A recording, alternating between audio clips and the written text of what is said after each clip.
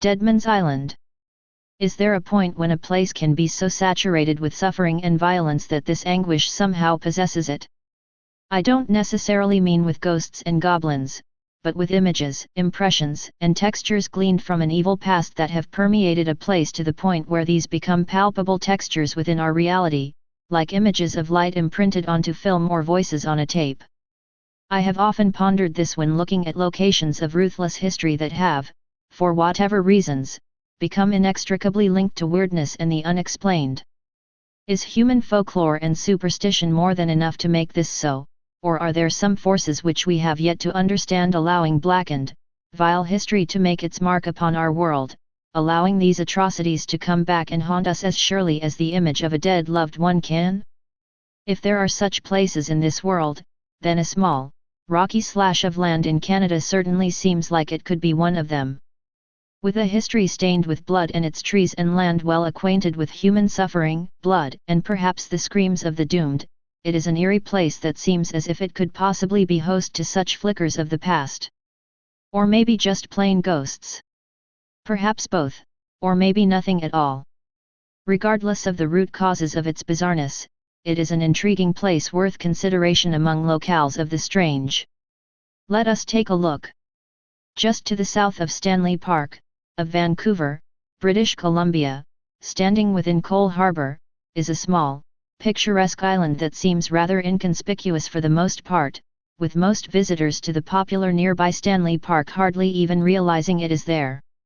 Other than the Canadian naval base which now sits on the island and its rather quaint atmosphere, there is not much that really stands out about this little speck of land, yet under this calm veneer lurks a dark and violent past which stretches back past European settlement, to when the native people first inhabited the area, and who called the island simply Island, but which would later earn its more sinister title of Deadman's Island through a dark sickness the land was first tainted with the blood of the dead when two tribes of the area, the Northern and Southern Salish nations, were locked into a bloody war. During one particularly brutal engagement, the Southern tribe kidnapped 200 women, children, and elderly tribespeople from their enemies and held them captive on the island, demanding 200 of their enemies' warriors in exchange for their release. When the Northern tribe agreed and handed over 200 of its finest warriors, the men were ruthlessly massacred right then and there by a rain of arrows and knives. According to native legends, the following day there were mysterious and menacing flaming flowers growing where the dead had fallen, causing the Southern tribe to abandon the land and deem it an accursed place plagued with black magic. Author E. Pauline Johnson gave the best account of this bloody massacre in her 1911 book Legends of Vancouver, and described these flowers thus. In the morning the Southern tribes found the spot where they fell people filled with flaming fire flowers. Dread terror seized upon them. In the depths of the undergrowth on Deadman's Island there blossomed a flower of flaming beauty, but somewhere down in the sanctuary of its petals pulsed the heart's blood of many and valiant men.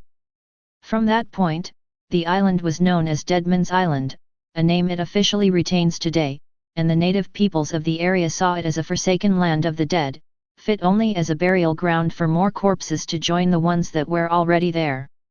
The Squamish people took to using the island as burial ground, usually placing bodies within cedar coffins, which they then lodged up within the branches of ancient trees. These coffins would make a morbid discovery years later, when one of the first white settlers of the area, a man by the name of John Morton, visited the island in 1862. There he found hundreds of the deteriorated, crumbling boxes hanging from the trees like macabre ornaments, with some of them having fallen from the binds which had precariously lashed them to the branches, and been dashed upon the ground to spill their contents of bones, skulls, and tangles of hair upon the soggy ground. Supposedly, one of these boxes disintegrated on touch, showering the horrified Morton with human remains. Indeed, it seemed the island lived up to its namesake. These wooden boxes were later moved by the European settlers, who were disturbed by such customs, and brought to the nearby graveyard of Lumberman's Arch, where they were buried below ground in keeping with the traditions of the white settlers.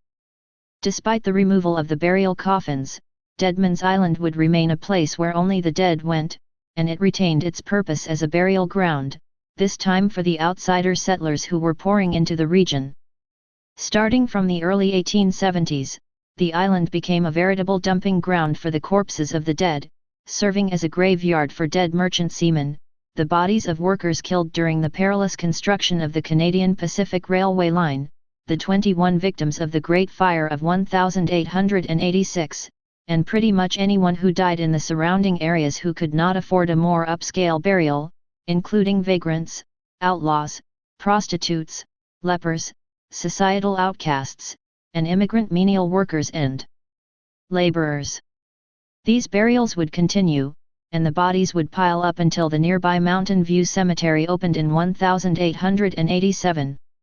The bodies buried here were typically unceremoniously dumped into shallow graves wherever there was space between the trees, and their graves marked with simple wooden crosses, pickets, or headboards, and on many occasions not marked at all. Most often, the makeshift graves would quickly become overgrown with weeds and vegetation, and the names on the cheap wooden markers would be inexorably wiped away by the elements, with the simple headboards sometimes completely obliterated by rot and weather until it was impossible to tell if there had ever even been a grave there at all. Even after the new cemetery was opened, death would never really release its skeletal grip on the island. From 1888 to 1892, the region was struck by a smallpox epidemic, and the island was used as a quarantine site for droves of victims. Although it was ostensibly a quarantine zone, at the time there was really nothing to do for those who had contracted the disease, and they were more or less considered to be the walking dead. Considering the death sentence that getting smallpox was in those days, no one really expected those who were sent to the island to ever return, and indeed most of them never did, even after death. During this dark time, many of those who succumbed to the ravages of the illness were buried right there on the island rather than having them rowed over to the mainland to be buried at the cemetery. Since many of the graves were never marked, or were erased by the march of time, most of the bodies interred at the island during these years were never exhumed, with their locations a mystery even to this day. This may or may not have something to do with various tales of seeing ghosts, specters, and dancing orbs of light within the nighttime forests of the island by early settlers over the years, and rumors abounded that it was a decidedly haunted place that was best to be avoided. From 1899, the island was leased to an American industrialist named Theodore Ludgate, who had grand ambitions to open up a logging operation on the island, much to the consternation of locals, who thought the land should not be developed. Even after being warned by local authorities not to use the land for logging, Ludgate would not be deterred.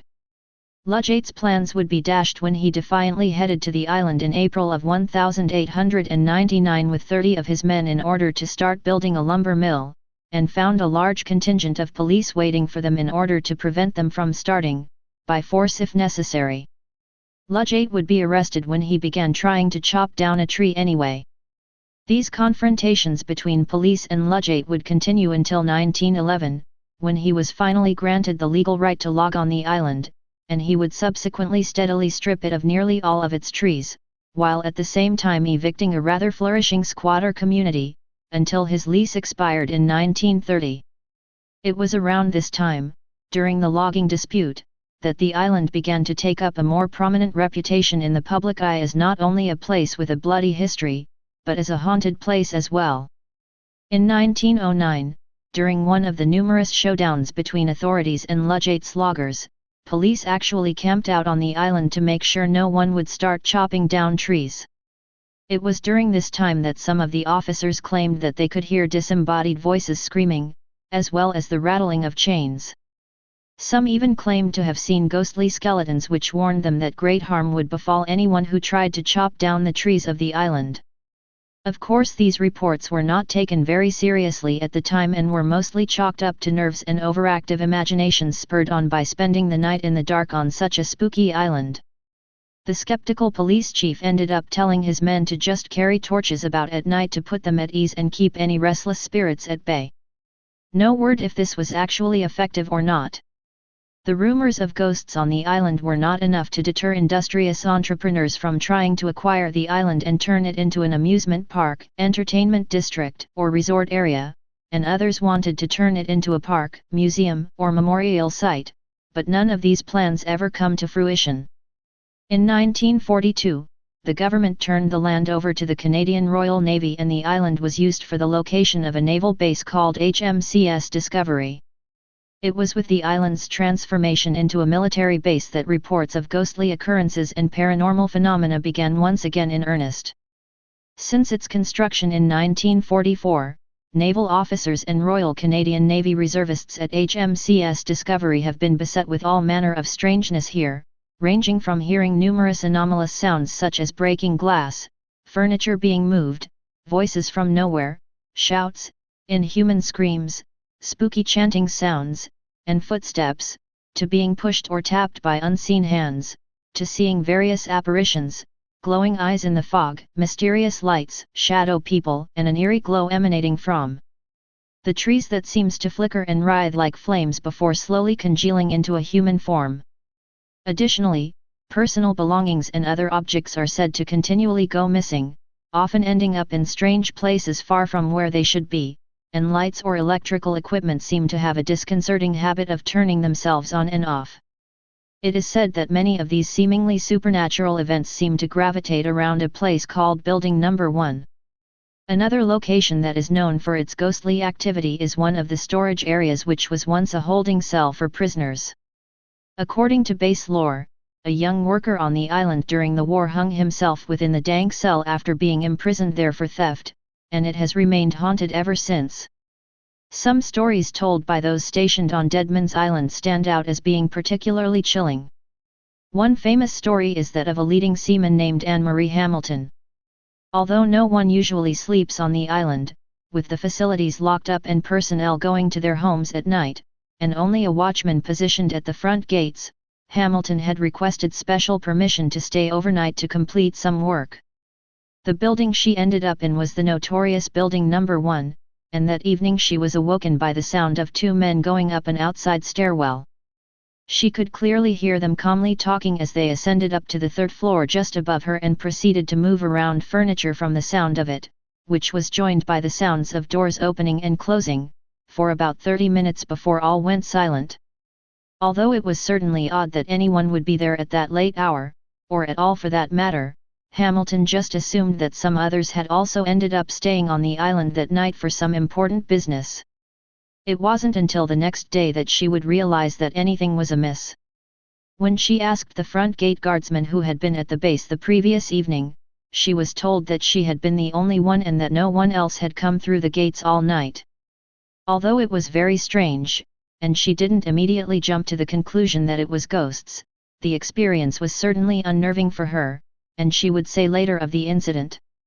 The noises didn't make me feel that uncomfortable, but the fact that the commissionaire said no one was here, that kind of creeped me out. I was like, what do you mean, no one was here? In 1991, during the Gulf War, another creepy story was relayed by leading seaman C. Gran, who was stationed at the base as a security guard in response to beefed-up measures to protect the base from possible vandalism from anti-war activists. One night, he heard the sound of the double doors between the main building and the drill hall opening and then slamming shut as he was using the restroom, which was alarming in that he knew that he should be the only one there. Thinking it was perhaps the base commissionaire, he radioed to ask where the man was, but he claimed that he had been at the front gate the whole time. Gran went back to check to see if there was anyone else there, perhaps an activist who had broken into the base, but he could find no one, and the doors to the facility where he had heard the noise were securely locked. He would later say of the incident, "I'm a skeptic about the whole thing. But when you're by yourself, you have a crisis of faith. The next thing you know, you're running out of the building." In another strange incident the following year, leading seaman Jason Eldridge was in an office on the base when he heard footsteps hurrying loudly down a nearby stairwell. Thinking this was strange because he should have been alone in the building, Eldridge took a look out the window to check the stairwell and found that the lights were out there. He then called the guard at the front gate, who told him that no one else had arrived at the island, and as he was in the middle of this call, furniture began to slide loudly and roughly across the floor upstairs. Eldridge decided to go out into the stairwell and the sounds immediately stopped. Unsettled by what was going on, he nevertheless went to the floor above and found the room dark, He flicked on the lights to find that there was no one there, then went up to the third floor just to be sure, only to find it equally unoccupied. By this time thoroughly creeped out, Eldridge decided to call it a night and head home. He still has no explanation for what happened. 2 years later, in 1994, Petty Officer Rob Lowe was at the base mess hall one morning when he heard the sound of voices and heavy footsteps downstairs. Since there were reservists all over the place on the base, he thought nothing of it and just figured they were down there messing around, but the cacophony soon got on his nerves and he went downstairs to tell them to keep it down. When he went down there, he found that the whole area was completely deserted. Baffled, Lowe went back upstairs, only for the ruckus to start up once again, and when he rushed back to catch whoever it was in the act, he once again found that the area was still abandoned. It is a mystery as to who was making all of that noise or where they could have gotten off to, since there was nothing really down there except a hallway and drink machine. These stories are certainly weird, regardless of whether they are actually caused by ghosts or not, and there are those who may feel inclined to go check these phenomena out for themselves, but unfortunately the island is off limits to visitors. The only people with access to the island are those who work at the base, and the single causeway that leads to it is gated and guarded. Those who try to go there by boat and sneak in are most likely facing arrest, and it seems like the only information on ghostly activity on the island is limited to the weird tales provided by the personnel of the base, who seem to have come to treat it as sort of a fact of life. So, the question we are left with is Deadman's Island haunted? It seems that all of the classic criteria are in place for it. Ominous, bloody history? Check. Indian burial grounds? Check. Forgotten or desecrated graves? Check. If haunted places do indeed exist, then this place seems like it is a shoe-in as one of them. Even if ghosts or vengeful spirits do not exist, when looking at places such as this, one wonders if there is the possibility that violence, tragedy, pain, and suffering can imprint themselves on a location, somehow imbuing them with an endless loop of images and experiences that are more like an audio recording on a tape rather than any autonomous specter prowling about. The numerous cases of these supernatural events converging on locations of anguish and pain seem to suggest that it is perhaps worth considering, even if we do not yet understand how such a process might be possible. Or maybe this is all superstition, folklore, and tall tales. I leave it for you to ponder. Whatever the case may be, Vancouver's Deadman's Island has more than earned its name. Stay paranoid, my friends.